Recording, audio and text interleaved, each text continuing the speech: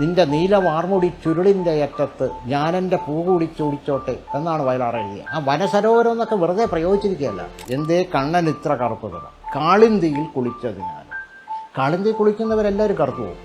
അങ്ങനെയാണെങ്കിൽ ഗോപന്മാരും ഗോപികമാരും മുഴുവൻ കുളിക്കുന്ന കാളിന്തിയിലാണ്. നമുക്കതൊന്ന് പ്രതികരിക്കേണ്ടതെന്ന് കലാമതിയുടെ എഡിറ്ററാണ് എന്നോട് വിളിച്ചു ചോദിക്കുന്നത്. അപ്പോൾ ഞാൻ പറഞ്ഞു തീർച്ചയായിട്ടും പ്രതികരിക്കാം എന്ന് പറഞ്ഞിട്ട് ഞാൻ പഴങ്കഞ്ഞിയിൽ കോള കലർത്തിയാലെന്ന് പറഞ്ഞിട്ടാണ് ആ ബാലചന്ദ്രൻ ചുള്ളിക്കാട് വരെ അതിനെ പ്രശംസിച്ച് അന്ന് പ്രസ്താവന ഇറക്കിയ ആളാണ്. പുത്തരി കൊയ്തപ്പോൾ എന്ത് കിട്ടി, പത്തര മാറ്റുള്ള പുത്തരി അല്ലല്ലോ, പുന്നല്ലല്ലേ കൊയ്യുന്നത്. ഇത് അമ്മയുടെ ജിമിക്കൊക്കെ എൻ്റെ അപ്പൻ കട്ടോണ്ട് പോയേ. അതൊരു നല്ല സംസ്കാരമല്ലല്ലോ മലയാളിക്ക് വളർത്തുന്നത്. ആ പാട്ടിലൂടെ ഒരു പൂച്ചെണ്ട് നിങ്ങളുടെ കയ്യിൽ തരികയാണ്, അത് എഴുതിയ വയലാറിന് കൊടുക്കുമോ, ചിട്ടപ്പെടുത്തിയ ദേവരാജൻ മാസ്റ്റർക്ക് കൊടുക്കുമോ, അത് പാടി മനോഹരമാക്കി യേശുദാസിന് കൊടുക്കും. ഞാൻ അന്തം വിട്ടുപോയി. മണിച്ചിത്രത്താഴ് പോലെ വളരെ പോപ്പുലറായ ഒരു സിനിമയിൽ മണിച്ചിത്രത്താഴിനുള്ളിൽ പിന്നെ നിലവറ മൈന മൈന അതൊക്കെ അന്നത്തെ ഭയങ്കര ഒരു വാഗ്വാദങ്ങൾ നടന്നിരുന്ന ഇടമായിരുന്നു. അതിനെക്കുറിച്ച് അദ്ദേഹം വല്ലതും പറഞ്ഞിരുന്നോ? ഇല്ല, അത് പറഞ്ഞില്ല. പക്ഷേ അത് ഞാൻ എഴുതിയാണ്. കാരണം വെറുതെ നിലവറ മൈന ഒരിക്കലും മണിച്ചിത്ര താഴിനുള്ളിൽ പറ്റില്ലല്ലോ. അവിടെ അങ്ങനെ എഴുതി വന്നപ്പോൾ തെറ്റുപറ്റിയതാണ്. അത് ചൂണ്ടിക്കാണിച്ചിരുന്നു അന്ന് തന്നെ. ആ സിനിമയൊക്കെ നമ്മൾ അപ്പോഴും തന്നെ കാണുന്നതാണ്. അന്നൊക്കെ ഈ സിനിമ കാണാൻ അപ്പോഴും തന്നെ പോവും. ഈ ഇറങ്ങിയ ഉടപ്പിൽ തന്നെ പോയി കാണുകയും അതിൻ്റെ പാട്ടുകളെ അതിൽ വരുവാനില്ലാരും എന്നുള്ള മറ്റേ മധു മുട്ടം എഴുതിയ പാട്ടിനെക്കുറിച്ചൊക്കെ ഞാൻ എഴുതിയിരുന്നു. കാരണം അത് വരികളൊക്കെ നല്ലതാണെങ്കിലും അതിനകത്തൊരു ഈ പിന്നെ ഒരു വട്ടം കൂടിയൻ ഓർമ്മകൾ മേയുന്ന ആ ട്യൂണിനുമായിട്ട് ഒരു വലിയ സാദൃശ്യമുണ്ട്. എം ജി രാധാകൃഷ്ണൻ എടുത്ത് ട്യൂൺ ചെയ്തതാണ്. എം ജി രാധാകൃഷ്ണനോട് തന്നെ ഞാനത് പറയുകയും ചെയ്തു, എഴുതുകയും ചെയ്തു. കാരണം ഒരു വട്ടം കൂടി എന്നെ ഓർമ്മകൾ മേയുന്ന ചില്ലിലെ പാട്ടുണ്ടല്ലോ, അത് എം വി ശ്രീനിവാസനാണ് ട്യൂൺ ചെയ്തത്. അതേ ട്യൂണാണ് ഈ വരുവാനില്ലാരും. അത് ഒന്ന് പാടി നോക്കിയാൽ അറിയാം, രണ്ടും കൂടെ പാടി നോക്കുമ്പോൾ അറിയാം.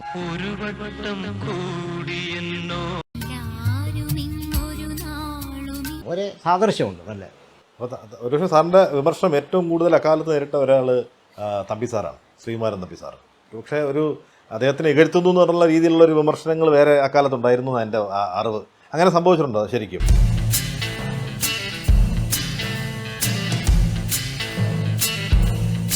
ജ്വല്ലറി ലൈറ്റ് വെയ്റ്റ് ഗോൾഡിന്റെ ഏറ്റവും പുതിയ കളക്ഷൻ. ഇല്ല, അദ്ദേഹത്തിന് സ്വാഭാവികമായിട്ട് പിന്നെ തമ്പിച്ചേട്ടനെ ഞാൻ തമ്പിച്ചേട്ടൻ എന്നാണ് അന്നും ഇന്നും വിളിക്കുന്നത്. തമ്പിച്ചേട്ടനുമായിട്ട് എന്നും സൗഹൃദം സൂക്ഷിക്കുന്ന ആളാണ്, ഇപ്പോഴും സൂക്ഷിക്കുന്ന ഒരാളാണ്. അദ്ദേഹത്തിനും അതറിയാം. അതുകൊണ്ടാണ് ഞാൻ ഈ പഞ്ചപാണ്ഡവന്മാരെന്നാണ് ഞാൻ പറയുന്നത്. ഗാനരംഗത്ത് പഞ്ചപാണ്ഡവന്മാർ, പിന്നെ വയലാർ, ഭാസ്കരൻ മാഷ്, ONV സാറ്, യൂസഫ് അലി കേജരി, ശ്രീകുമാരൻ തമ്പി. അതിൽ ആരാണ് പിന്നെ പഞ്ചപാണ്ഡവന്മാരിൽ അർജുനനാര്, നകുലനാര്, സഹദേവനാര്, ഭീമനാരെന്നൊക്കെ ഉള്ളത് വായനക്കാർക്ക് വിട്ടുകൊണ്ടാണ് ഞാനെപ്പോഴും തീരുമാനം.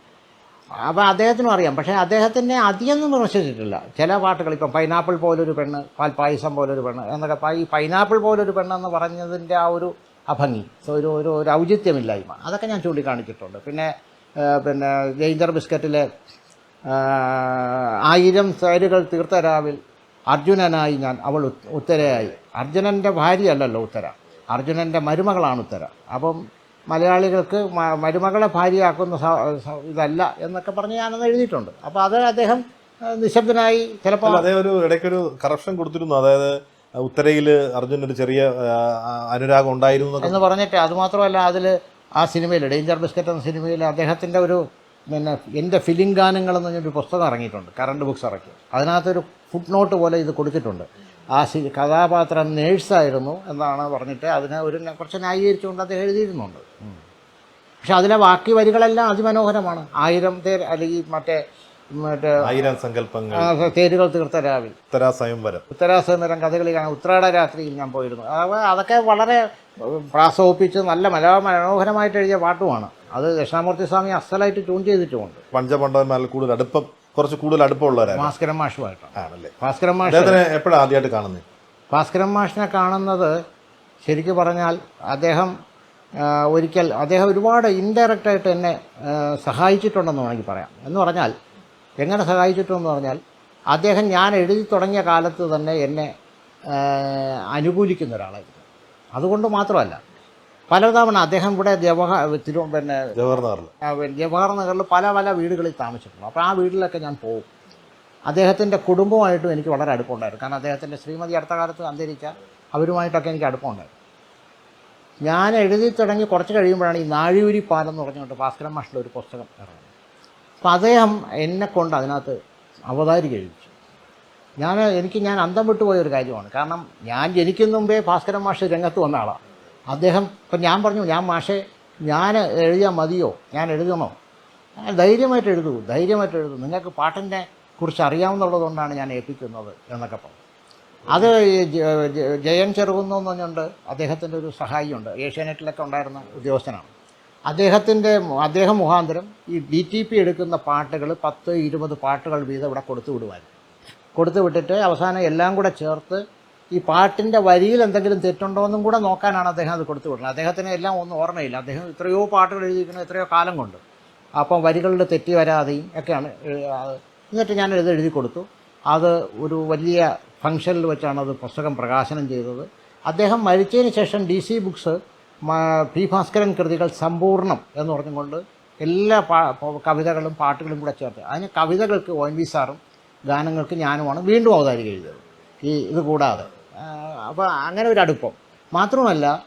ഈ നാഷണൽ ഫിലിം അക്കാഡമി അവർക്ക് ഒരു പ്രസിദ്ധീകരണം ഉണ്ടായിരുന്നു, ഇംഗ്ലീഷിലാണ്. അതിനകത്ത് ഗാനങ്ങളുടെ ഒരു ചരിത്രം ഒരു പങ്ക്തിയായിട്ട് തുടങ്ങി.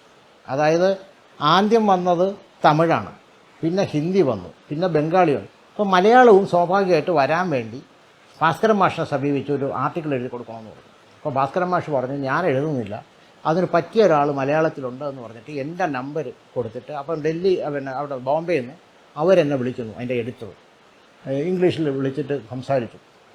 ഇങ്ങനെ ഭാസ്കരൻ മാഷ് പറഞ്ഞിട്ടാണ് വിളിക്കുന്നത്. ഞാൻ അപ്പോഴും അത്ഭുതപ്പെട്ടു. കാരണം ഭാസ്കരൻ മാഷിനെ പോലെ ഒരാൾ അങ്ങനെ ഞാനത് തയ്യാറാക്കി, ഇംഗ്ലീഷിൽ തയ്യാറാക്കി. എനിക്ക് ഇംഗ്ലീഷിൽ ഞാൻ അന്ന് വരെ ഇംഗ്ലീഷിൽ ആർട്ടിക്കിളൊന്നും എഴുതിയിട്ടില്ലെങ്കിൽ ഞാൻ തയ്യാറാക്കി, മലയാളത്തിൽ തയ്യാറാക്കി, അതിനെ ഇംഗ്ലീഷിലാക്കി ഞാൻ സ്വയം അതൊരു തിരുത്തലൊക്കെ വരുത്തിയിട്ട് അമ്മാവനെ ഏൽപ്പിച്ചു. എന്തെങ്കിലും തെറ്റുണ്ടോ എന്നറിയാൻ വേണ്ടി അമ്മാവൻ ചില നിർദ്ദേശങ്ങളൊക്കെ തന്ന് അത് റീറൈറ്റ് ചെയ്ത്, അന്ന് DTP ഒന്നും വന്നിട്ടില്ല, ടൈപ്പ് ചെയ്ത് ഒക്കെ എടുത്ത് അത് അവർക്ക് അയക്കാനായിട്ട് അയച്ചപ്പോഴാണ് അറിയുന്നത് ആ പ്രസിദ്ധീകരണം നിന്നുപോയി. മലയാളം വന്നില്ല, മലയാള പാട്ടുകളുടെ ചരിത്രം വന്നില്ല. പക്ഷേ എനിക്കത് ഉപകാരപ്പെട്ടു. കാരണം അക്കാലത്താണ് നമ്മുടെ ദേവരാജൻ മാഷിൻ്റെ നേതൃത്വത്തിൽ മലയാള സിനിമയുടെ 50 വർഷം തിരുവനന്തപുരത്ത് 3 ദിവസമായിട്ട് ആചരിച്ചത്. അപ്പം നമ്മുടെ ഹിന്ദു പത്രം പാട്ടുകളുടെ ഒരു ചരിത്രം വേണമെന്ന് പറഞ്ഞ് എന്നോട് ആവശ്യപ്പെടുകയും ഇത് അവർക്ക് കൊടുക്കുകയും ചെയ്തു. പക്ഷേ അവിടെയും ഒരു തകരാറ് പറ്റി. ഹിന്ദു പത്രം പറഞ്ഞു, നിങ്ങൾ എഴുതുന്ന ശൈലിയല്ല നമുക്ക് വേണ്ടത്, നമുക്ക് ഹിന്ദുവിൻ്റേതായിട്ടൊരു ഹൈ സ്റ്റാൻഡേർഡ് ശൈലിയുണ്ട്. അങ്ങനെ അവർ പറഞ്ഞു, ഒരു കാര്യം ചെയ്യൂ, അവിടെ സന്തോഷം തന്നെയുണ്ട്, ഒരു എഡിറ്ററുണ്ട്, അദ്ദേഹത്തിനോടൊപ്പം ഒരു ദിവസം ലീവ് എടുത്ത്, അന്ന് വഴുതക്കാടാണ് ഇതിൻ്റെ ഓഫീസ്, ഫോറസ്റ്റ് ലൈനിലാണ് ഇതിൻ്റെ ഓഫീസ്, അവിടെ ഒരു ദിവസം വന്നിരുന്നാൽ കമ്പ്യൂട്ടറിൽ, ഞാൻ കമ്പ്യൂട്ടർ ജീവിതത്തിൽ ആദ്യമായിട്ട് കാണുന്നത് ഹിന്ദു പത്രത്തിൽ. അന്ന് വേറെ മലയാള മനോരമയ്ക്ക് പോലും ഈ കമ്പ്യൂട്ടറൊന്നും വന്നിട്ടില്ല, ഒരിടത്തും വന്നിട്ടില്ല, ഹിന്ദു പത്രത്തിനേ ഉള്ളൂ. ഹിന്ദു പത്രത്തിൽ ചെന്നിരുന്ന സന്തോഷ് ഇതിനെ എൻ്റെയും കൂടെ ഒരു അഭിപ്രായം നോക്കിക്കൊണ്ട് ചില സെൻറ്റൻസുകൾ അവരുടെ ഒരു ശൈലിയിൽ, അത് ചില വാക്കുകളൊക്കെ സബ്സ്റ്റിറ്റ്യൂട്ട് വാക്കുകളൊക്കെ ചേർത്ത് അത് വളരെ മനോഹരമാക്കി പ്രസിദ്ധീകരിച്ചു വന്നു. മാത്രമല്ല ഏറ്റവും കൂടുതൽ പ്രതിഫലം, ഒരുപക്ഷെ ഗാനത്തെ സംബന്ധിക്കുന്ന ലേഖനത്തിന് ഏറ്റവും കൂടുതൽ പ്രതിഫലം തന്നതും ഹിന്ദുവാണ്. ആയുർവേദ വിധി പ്രകാരം തയ്യാറാക്കിയ സന്തോഷ് ഹെയർ ടോൺ മുടികൊഴിച്ചിലും താരനും ഇല്ലാതാക്കി മുടി വളരാൻ ഫലപ്രദം. എല്ലാ പ്രമുഖ മരുന്ന് ഷോപ്പുകളിലും ലഭ്യമാണ്. ഒരു സന്തോഷ് ഫാർമസി ഉൽപ്പന്നം. കേശ സംരക്ഷണത്തിന് സന്തോഷ് ഹെയർ ടോൺ. അങ്ങനെ ഒരുപാട് ആത്മബന്ധം ഈ ഭാസ്കരൻ മാഷുമായിട്ടുണ്ട്, ഒരുപാടുണ്ടായിരുന്നു. അത് കഴിഞ്ഞ് അദ്ദേഹത്തിന്റെ പാട്ടുകളെ ഏതെങ്കിലും വിമർശിക്കേണ്ടി വന്നിട്ടുണ്ടോ എപ്പോഴെങ്കിലും? അല്ല, വലിയവരുടെ കൊച്ചു കൊച്ചു തെറ്റുകളെന്ന് പറഞ്ഞുകൊണ്ട് ഈ വലിയവരായും വിടണ്ട എന്ന് പറഞ്ഞുകൊണ്ട് ഈ ചിത്രഭൂമിയിൽ ഞാൻ എഴുതുമ്പോൾ ഈ മാധവിക്കുട്ടിയുടെ മകൻ MD നാലപ്പാട് അതിൻ്റെ എഡിറ്ററായിരുന്നു. എഡിറ്റർ എന്ന് വെച്ചാൽ അതിൻ്റെ ചീഫ് എഡിറ്ററായിരുന്നു. അപ്പോൾ എന്നോട് ഒരിക്കൽ പറഞ്ഞു, നമുക്ക് വലിയവരെയും വിടണ്ട, അവരെയും പിടിക്കൂ, എന്തിനാ അവരെ മാത്രം ഒഴിവാക്കുന്നത് എന്ന് പറഞ്ഞു. അപ്പോൾ അങ്ങനെ ഞാൻ ചില ഭാസ്കരൻ മാഷിൻ്റെയും വയലാറിൻ്റെയും ONV സാറിൻ്റെയൊക്കെ ചില കൊച്ചു കൊച്ചു തെറ്റുകൾ അത് പറയാം. ഭാസ്കരൻ മാഷെ പുത്തരി കൊയ്തപ്പോൾ എന്ത് കിട്ടി, പത്തര മാറ്റുള്ള പുത്തരി അല്ലല്ലോ, പുന്നല്ലല്ലേ കൊയ്യുന്നത് എന്ന് പറഞ്ഞുകൊണ്ട് ഞാനത് എഴുതി.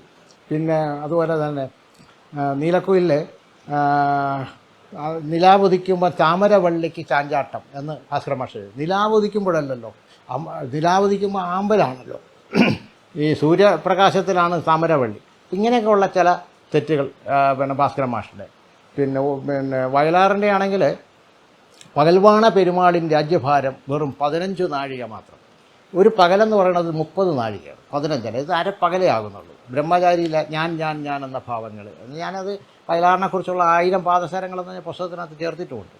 പിന്നെ അതുപോലെ തന്നെ പുഴകൾ മലകൾ പൂവനങ്ങൾ ഭൂമിക്ക് കിട്ടിയ സ്ത്രീധനങ്ങൾ. ഭൂമിക്ക് കിട്ടിയല്ല, ഭൂമി സ്ത്രീയായിട്ടാണല്ലോ കവിസങ്കല്പമല്ല, എല്ലാ സങ്കല്പവും ഭൂമി സ്ത്രീയായിട്ടാണ്, അമ്മയായിട്ടാണ്, ഭൂമി ദേവി എന്നാണ് പറയും. അപ്പോൾ സ്ത്രീധനം കിട്ടുകയല്ല, കൊടുക്കുകയാണ്. അപ്പം അങ്ങനെയുള്ള ചില, പിന്നെ കർപ്പൂരമലകൾ കൈകൂപ്പി തൊഴുതുരുകുമ്പോൾ, അതായത് മറ്റേ ശരണമയ്യപ്പ സ്വാമി, അതിമനോഹരമായ പാട്ടാണ്. അതിൽ കർപ്പൂരമലകൾ കൈകൂപ്പി കൈകൂപ്പലും തൊഴലും കൂടെ വേണ്ടല്ലോ, രണ്ടും ഒന്നല്ലേ.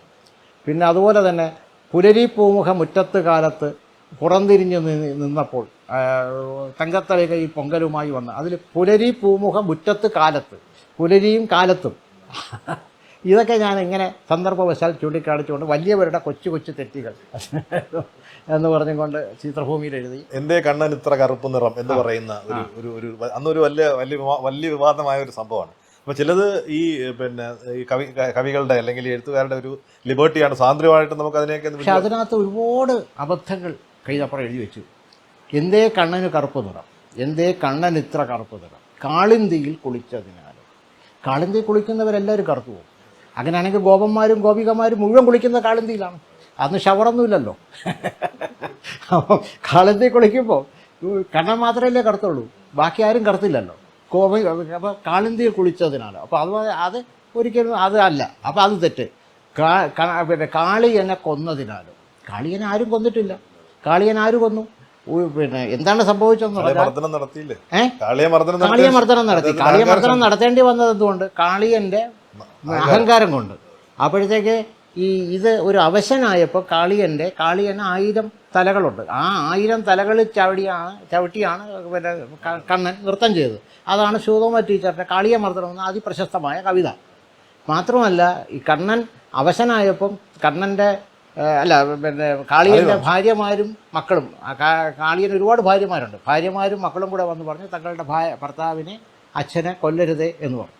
അപ്പം കണ്ണൻ, ദീനദയാലുവായ കണ്ണൻ പറഞ്ഞു, എന്നാൽ ശേഷിച്ച ജീവിതം രമണക ദ്വീപിൽ പോയി നീ താമസിക്കുക എന്ന് പറഞ്ഞ്. അപ്പം ഹൈന്ദവ സങ്കല്പം അനുസരിച്ച് ഇപ്പോഴും രമണക ദ്വീപിൽ ഭാര്യമാരോടും കുട്ടികളോടും ഒപ്പം താമസിക്കുന്നത്. വെട്ടമ്മാണിയുടെ പുരാണിക് എൻസൈക്ലോപീഡിയ ഒന്ന് മറിച്ച് നോക്കിയിരുന്നെങ്കിൽ ഇത് തെറ്റൂലായിരുന്നു എന്നല്ലേ. ഇങ്ങനെയൊക്കെയുള്ള ഒരുപാട് അബദ്ധങ്ങൾ അതിൻ്റെ പിന്നുള്ള വരികളിലുമുണ്ട്. 16,000 കാമുകിമാരുടെ അനുരാഗ കുശുമ്പ് കൊണ്ട്. ആ അനുരാഗ കുശുമ്പൊക്കെ എനിക്ക് വളരെ ഇഷ്ടപ്പെട്ട പ്രയോഗമാണ്. കാരണം സ്ത്രീ സഹജമായ ആ സ്വഭാവമൊക്കെ. പക്ഷേ 10,000 അല്ലല്ലോ, 16,008 അതും കാമുകിമാരല്ല, ഭാര്യമാരാണ്. അപ്പോൾ അങ്ങനെയൊക്കെ ഉള്ള ചില അബദ്ധങ്ങൾ അന്ന് ഞാൻ ചൂണ്ടിക്കാണിച്ചു. പിന്നെ കൈതപ്പുറത്തിലും ഗിരീഷ് പുത്തഞ്ചേരിയിലും കുറച്ച് കൂടുതൽ ഇഷ്ടമാരോടാണ് രംഗത്ത് നിൽക്കുമ്പോൾ. ആരാണോ രംഗത്ത് കൂടുതൽ നിൽക്കുക, ആ സമയത്ത് രംഗത്ത് നിൽക്കുന്ന ഏറ്റവും കൂടുതൽ പാട്ടുകൾ വരുമ്പോൾ ആ പാട്ടുകളെല്ലാം നമ്മൾ വിമർശിക്കും. അപ്പോൾ അത് കൂടുതലും എഴുതിയത് ചിലപ്പോൾ ഗിരീഷ് പുത്തഞ്ചേരി ആയിരിക്കും, അല്ലെങ്കിൽ കൈതപ്പുറം, അങ്ങനെയാണ് വരുന്നത്. ഒരു കാലത്ത് ബിജു തിരുമലായിരുന്നു, ഒരു കാലത്ത് പൂവച്ചക്കാതറായിരുന്നു. എനിക്ക് വളരെ പോപ്പുലറായ ഒരു പാട്ടാണ് ഈ ലജ്ജാവതിയെ. അതിൻ്റെ ഒരു പിന്നെ വ്യാകരണത്തെറ്റും ചൂണ്ടിക്കാണിച്ചതാണ്.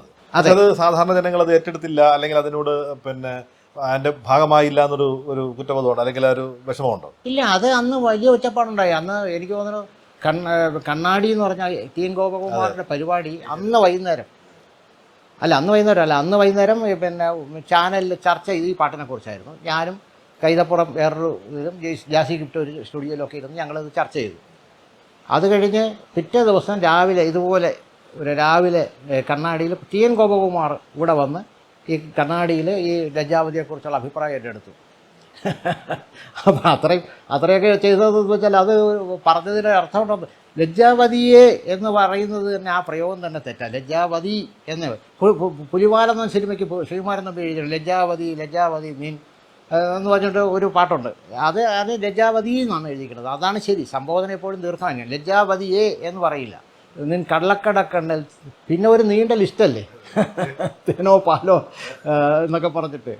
അതുപോലെ തന്നെ അതിൽ അടിസ്ഥാനപരമായി തെറ്റി ഇതൊന്നുമല്ല. ആ സിനിമ കണ്ടിട്ടുള്ളവർക്കറിയാം അതിലെ നായകനും നായികയും എവിടെ വെച്ചാണ് കണ്ടുമുട്ടുന്നത്? കലാലയത്തിൽ വെച്ച്. പക്ഷേ ഇതിനകത്ത് പറയുന്നത് എന്താണ്? അണ്ണാറക്കണ്ണനുമായി മാമ്പഴം പകുത്തെടുത്തത്, പിന്നെ കളിവീടുണ്ടാക്കിയത്, എല്ലാം ബാല്യകാല വിനോദങ്ങളാണ്.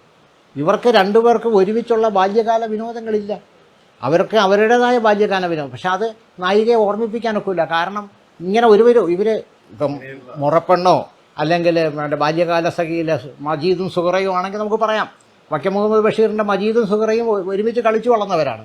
മുറപ്പെണ്ണ് എന്ന് പറയുന്ന പിന്നെ എന്താ പറയുക എം ഡിയുടെ ആദ്യത്തെ തിരക്കഥയിൽ വന്ന ബാലനും ഭാഗീരഥിയുമാണെങ്കിൽ അവരുടെ ബാല്യകാലം ഒരുമിച്ചാണ്. കൂട്ടുകുടുംബം എന്ന സിനിമയിൽ പിന്നെ മുറപ്പെണ്ണാണല്ലോ, അതുകൊണ്ടാണല്ലോ മുറപ്പെണ്ണയെ നിനക്ക് അവളിൽ പിന്നെ ഹരിശ്രീ എഴുതിയ ഓർമ്മയില്ല എന്ന് വയലാർ എഴുതി. അപ്പോൾ ഇതൊക്കെയാണെങ്കിൽ നമുക്ക് ഇത് മുറപ്പെണ്ണല്ല, ഇവർക്ക് തമ്മിൽ ഒരു ബാല്യകാല ഒരുമിച്ചേ ഉള്ളൂ ഇല്ല.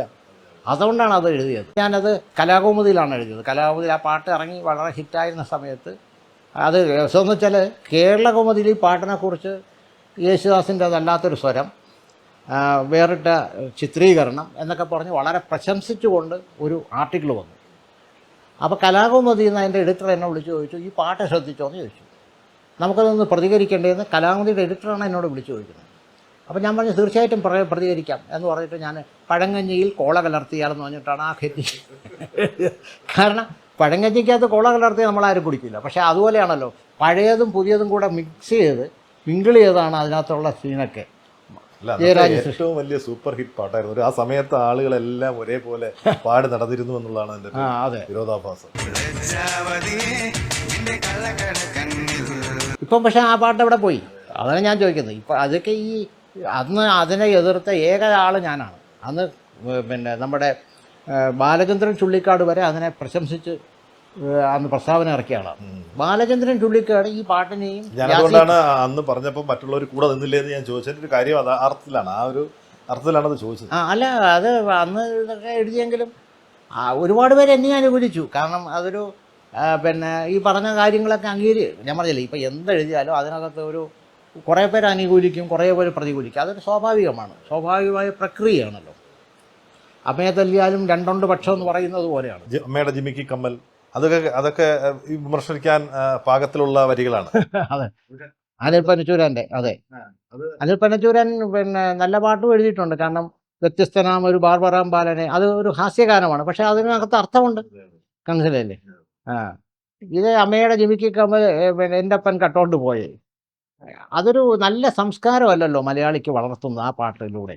എൻ്റെ അമ്മയുടെ ജിമിക്കി കമ്മൽ എൻ്റെ അപ്പൻ കട്ടോണ്ട് പോയേ, എൻ്റെ അമ്മ പിന്നെ എൻ്റെ അപ്പൻ്റെ ബ്രാൻഡി കുപ്പി എൻ്റെ അമ്മ കുടിച്ചു തീർത്തേ.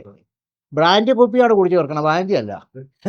അതിനകത്ത് അവിടെയും ഒരു രചന വൈകല്യം വന്നു എന്നുള്ളതാണ്. ഇപ്പമുള്ള പാട്ടുകളൊക്കെ ശ്രദ്ധിക്കാറുണ്ടെന്നർത്ഥം. ശ്രദ്ധിക്കാറുണ്ട്, ഞാൻ അതിനെക്കുറിച്ച് എഴുതാമെന്നില്ല എന്ന് മാത്രമേ ഉള്ളൂ. ശ്രദ്ധിക്കാറുണ്ട്. അതുകൊണ്ടാണല്ലോ ഇപ്പം നാളെ വാഴയും ഗുരുവായൂരമ്പല നടയൊക്കെ സന്ദർഭവശാൽ പറയേണ്ടി വന്നത്. ചിലതൊക്കെ പ്രസംഗിക്കാൻ പോകുമ്പോൾ ചില പാട്ടുകൾ ഏതെങ്കിലും പുതിയ പാട്ടിൻ്റെയൊക്കെ പറ്റി പറയും. ഈ കാലഘട്ടത്തിൽ വളരെ നല്ലതെന്ന് തോന്നിയ കുറച്ച് പാട്ടുകൾ ഉണ്ടാവുമല്ലോ, ഒരു 4-5 അല്ലെങ്കിൽ 1-2 ഉണ്ടാവുമല്ലോ. അല്ല, അതൊന്നാണ് ഞാൻ നേരത്തെ പറഞ്ഞ ഈ റഹ്മാൻ മറ്റേ ആടുജീവിതത്തിലെ പാട്ട്. അത് മാത്രമേ എനിക്ക് ശ്രദ്ധിക്കപ്പെട്ടതായിട്ട് തോന്നിയിട്ടുള്ളൂ ഈ അടുത്ത കാലത്ത് വന്നതിൽ. ബാക്കിയൊന്നും അത്ര ഒരു വരിയില്ല. അതാണ് ഈ വരികളുടെ നല്ല വരികളുടെ ഉത്തമമായ വരികളുടെ അഭാവം. ഒരു വരി പോലും നമുക്ക് അങ്ങോട്ട് മനസ്സിൽ, അതായത് നമുക്ക് ഈ പാട്ട് കേൾക്കുമ്പോൾ മനസ്സിൽ ഞാൻ പറഞ്ഞുതരാം. ഒരു പണിതീരാത്ത് പെടുന്ന സിനിമ ഞാൻ കോളേജിൽ പ്രീ ഡിഗ്രിക്ക് പഠിക്കുന്ന സമയത്ത് ഞാൻ കണ്ടതാണ്. കാണാൻ തന്നെ കാരണം എൻ്റെ അധ്യാപകനാണ്. എന്നെ പഠിപ്പിച്ച അധ്യാപകൻ വന്ന് പറഞ്ഞു, ഇപ്പോൾ ഒരു പടം ഇറങ്ങിയിട്ടുണ്ട്, പണിതീരാത്ത വീട്. ആ പണിതീരാത്ത വീട് നിങ്ങളെല്ലാം പോയി കാണണം. പിറ്റേ ദിവസം ഞങ്ങൾ കണ്ടിട്ട് സാറിനോട് ചെന്ന് പറഞ്ഞു. അപ്പോൾ സാർ അന്ന് ക്ലാസ് എടുത്തത് ഈ സുപ്രഭാതം എന്ന് പറയുന്ന പാട്ടിനെക്കുറിച്ചാണ്. അപ്പോൾ സാറ് പറഞ്ഞു, അതിൽ കണ്ടില്ലേ, വസന്തവും ശിശിരവും കുളിക്കാനിറങ്ങുന്ന വനസരോവരമേ, നിന്റെ നീലവാർമുടി ചുരുളിൻ്റെ അറ്റത്ത് ഞാനെൻ്റെ പൂ കുടിച്ചോട്ടെ എന്നാണ് വയലാർ എഴുതിയത്.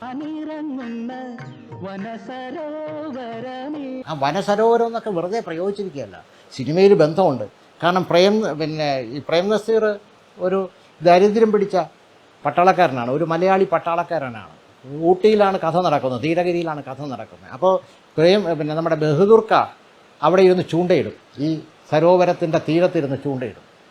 നമ്മൾ ഈ സിനിമയിലെ ഒരുപാട് സ്ഥലത്ത് ബഹദൂറൊക്കെ കാണുന്നത് ചൂണ്ടയിട്ടുകൊണ്ടിരിക്കുക. അതൊന്നും അരോചകമാവില്ല, അതാണ് ചൂണ്ടയിട്ടുകൊണ്ടിരിക്കും. അപ്പോൾ ഒരു ദിവസം മോനെ എന്നാണ് പ്രേം നസീറിനെ ജോസ് മോനെ എന്നാണ് വിളിക്കുന്നത്. മോനെ, എനിക്കൊരു 10 ഉറുപ്പിക, ഒരു ചെറിയൊരു വടക്കൻ ഭാഷയിലും 10 ഉറുപ്പിക തരുമോ എന്ന് ചോദിച്ചു. അപ്പം പ്രേം നസീർ പോക്കറ്റൊക്കെ നോക്കിയിട്ട് 10 രൂപ തികച്ചില്ല. ഒരു ദരിദ്രനായ പട്ടാളക്കാരനാണല്ലോ. അപ്പോൾ 10 രൂപ തികച്ചില്ല. അപ്പോൾ പറഞ്ഞു, നാളെ ഞാൻ ഈ സമയത്ത് വരുമ്പോൾ കൊണ്ടുതരാമെന്ന് പറയും. പിറ്റേ ദിവസം ആയപ്പോൾ ഈ 10 രൂപയായിട്ട് നായകൻ ഈ ജോസ് വരികയാണ്.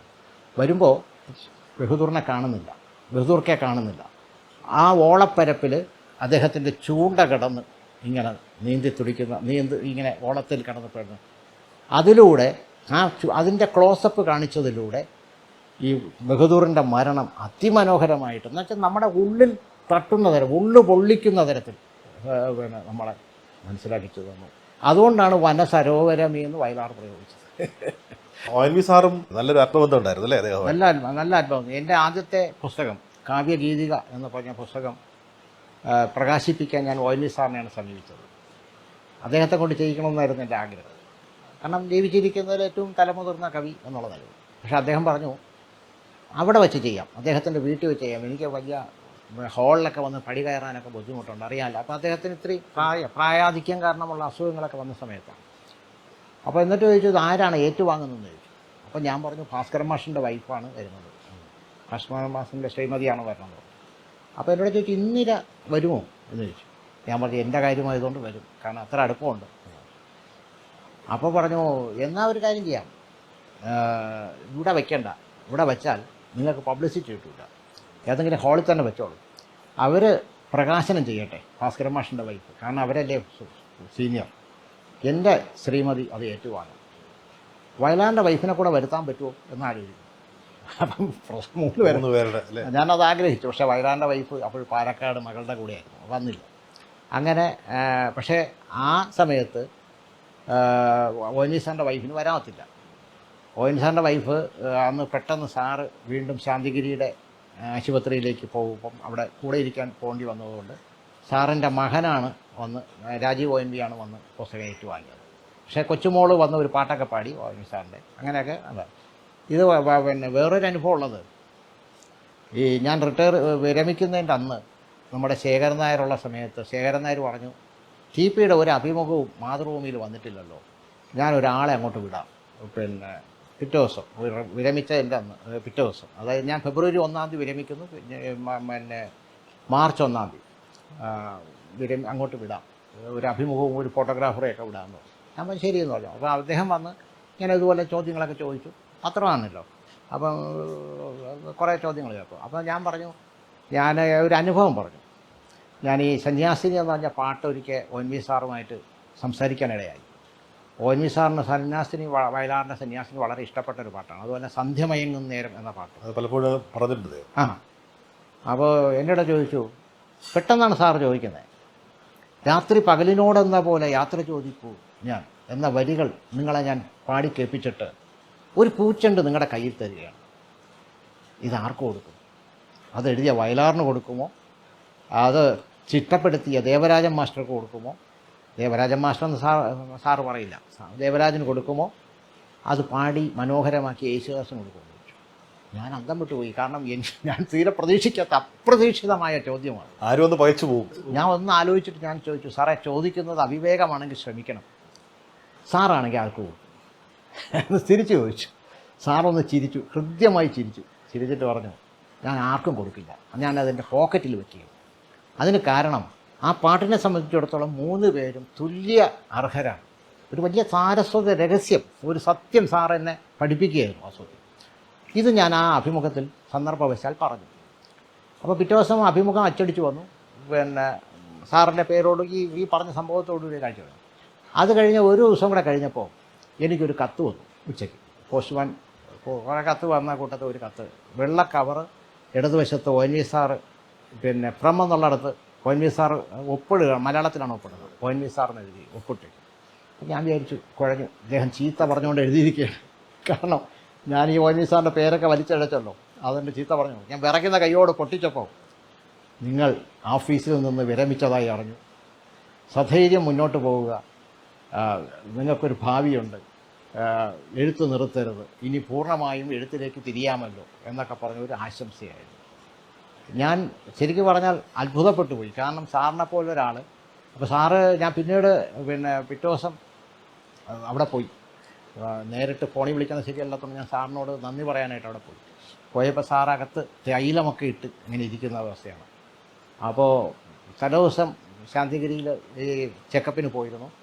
അപ്പോൾ പിന്നെ എന്നോട് സാറിൻ്റെ സഹധർമ്മിണി പറഞ്ഞു, ഈ കത്ത് ഇങ്ങനെ കയ്യിൽ പിടിച്ചിരിക്കുന്നതുണ്ടോ, ആർക്കാണെന്നൊന്നും ഞങ്ങൾക്ക് അറിഞ്ഞുകൂടാ. കത്തൊക്കെ അദ്ദേഹത്തിന് തന്നെ പോസ്റ്റ് ചെയ്യണം. അത് മകനോടോ വേറെ ആരോടോ കൊടുത്ത് പോസ്റ്റ് ചെയ്യിക്കില്ല. അദ്ദേഹം പോകുമ്പോൾ ഇന്നടത്ത് പെട്ടി ഉണ്ടെങ്കിൽ അവിടെ അത് പ്രത്യേകിച്ച് പോസ്റ്റ് ഓഫീസിനോട് ചേർന്നുള്ള പെട്ടി ഉണ്ടെങ്കിൽ അവിടെ നിർത്തി അദ്ദേഹം തന്നെ ഇറങ്ങി പോസ്റ്റ് പെട്ടി ചെയ്യും. അതാണ് അദ്ദേഹത്തിൻ്റെ രീതി. അല്ലാതെ വേറെ ആരുടെയും കൊടുക്കില്ല. കാരണം കൊടുത്താൽ മിസ്സായോന്നൊരു അങ്ങനെ പോസ്റ്റ് ചെയ്ത ഈ കത്താണിത്. ഈ വെള്ള കവർ ഇരിക്കണ കണ്ടു എന്ന് അദ്ദേഹത്തിൻ്റെ ശ്രീമതി പറയുകയും. അല്ല, അത്ര ശ്രദ്ധയോടെ അദ്ദേഹം ചെയ്ത്